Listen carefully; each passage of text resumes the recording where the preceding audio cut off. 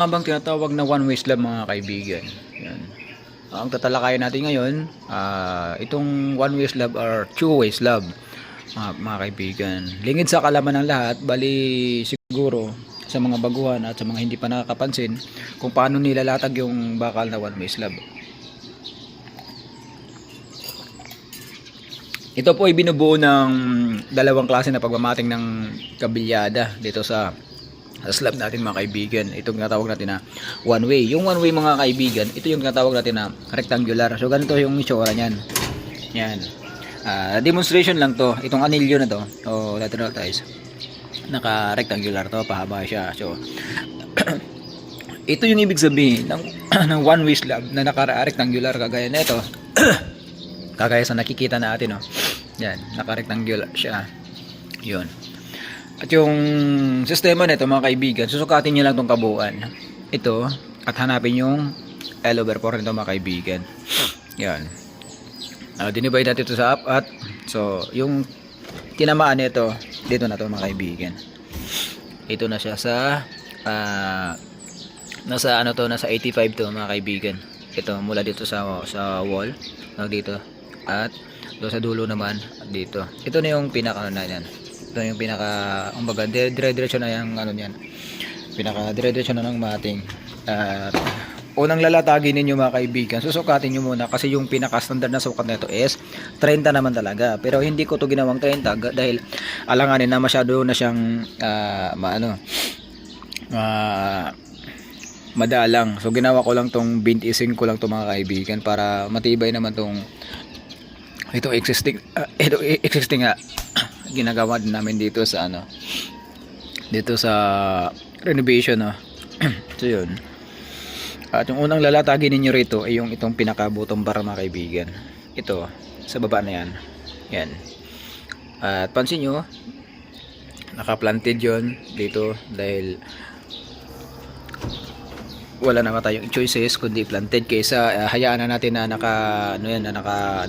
nakatumbok lang. Hindi pwedeng nakatumbok dahil ito talagang pinabilang ko to ng concrete epoxy kagaya na ito po yung mga kaibigan yan at yung partner niyan yan sa may taas ng tasa. So yun, unang lalatagan niyo itong baba nito, yan baba na yan. Ito kung kuha nyo sa 30, so okay yung 30, pero ginawa ko tong 30 yung baba, pero pagdating dito sa ano niya, itong distribution niya is ano lang yung BTC ko, mga kaibigan. Yun, kagaya dito, yun 30-30 ho yan lahat. Kagaya na ito, yan 30-30 maka parating sa dulo. Yun. Itong distribution na naman, yung pangalawang ipapatong nyo mga kaibigan. Ito yung distribution na tinatawag natin. Yan. Yan, lahat yan. Yan. Yan. At yung pangatlo na ito mga kaibigan, itong distribution na top bar. Kasi itong distribution, ito yung ano pa rin to, bottom bar pa rin to mga kaibigan. Ito yung pinaka top bar niya mga kaibigan. So umangat lang to dahil may mga junction box. Kaya hindi natin to pwedeng ibaba. Sakaling ibaba, dito na lang i-bend dahil hindi natin natapos ng hapon gawang inabutan tayo ng oras na. Natapos na yung oras natin mga kaibigan. Kaya hindi natin naabot. So yun, pag nasalansa na natin to, itong ano na to, itong bottom bar pa rin sa sa distribution, ilalatag na naman natin tong top bar ng natin. Ito yung pinaka top bar niya mga kaibigan. Ito na, ito yung pinaka top bar niya. Yan. At depende pa rin nyo kung 30-30 yung latag ninyo, kasi ito ginawa ko lang 25 ko tong sa amin. Yan. Then yung L over 4 ninyo, ito na sa dulo na itong itong dulo na itong natin extra bar. Yan. Yan. Siyempre huwag nyo itali yung itong bottom bar dito sa top bar. Iba-iba yan kasi pag kahilahin natin, aangat-angat yan. Pero dito mga kaibigan, pwede natin itali yan dito sa gitna. Yan. Hindi namin maiabot na matalin dahil may mga tubo yan. Pwede naman natin hayaan yan dahil importante may bakal to at matibay at nasa tamang dimension yung pagbabakal natin. Yun ang pinaka-importante yung mga kaibigan. At dito pagdating dito sa dulo mga kaibigan, meron silang rito, Merong tiris na konti dito, bali dinugtungan ko lang naman to para magkaroon ng canopy, kasi sayang naman din yung yung lugar, no, para medyo malaki-laki naman yung terrace nila mga kaibigan. So yun, at mapapansin nyo itong mga dawil na to, para to sa sukalo. Ayan, ano lang yan, 100 mm lang yung taas ng na yan, taas ng kanyang sukalo yung sa division na yan. At makikita nyo itong na to, itong PVC na to, yan, downspout ho natin yan na magagaling sa roof, kasi dito yung roof niyan mga kaibigan. Dito, ito tatanggalin din natin to, itong trellis na to, babakbakin din natin to. Siguro ito ata maiwan, depende na. Yan, ito maiwan tong pinaka window shade, pero ito obligado matanggal tong trellis na to, kasi yung polycarbonate talaga kung ma-disturbo yan mga kaibigan. So yun, ay astig yung paggagawa ng itong imbodo sardinas ay no, Asahi pa, magaling tong gumawa ng ng gutter mga kaibigan. Kasi bago namin inabutan tong itong project na to, bali nakatayo na to, bali ako na lang tong nagpatuloy nito, itong mga renovation natin mga kaibigan, kagaya nito. Ay, kape pala tayo mga kaibigan. Ayun gata siya. Ito, naka-ready na yung mga hollow blocks dito para sa para dito yan mga kaibigan, kasi lilipat natin tong pader dito sa kabila. Yan.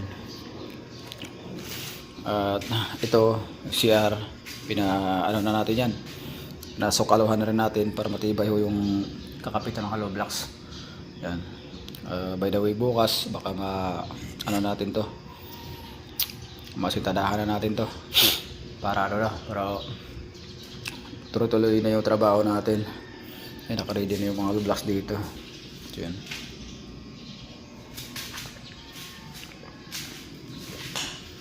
Marami pang gagawin dito mga kaibigan, itong mga electrical,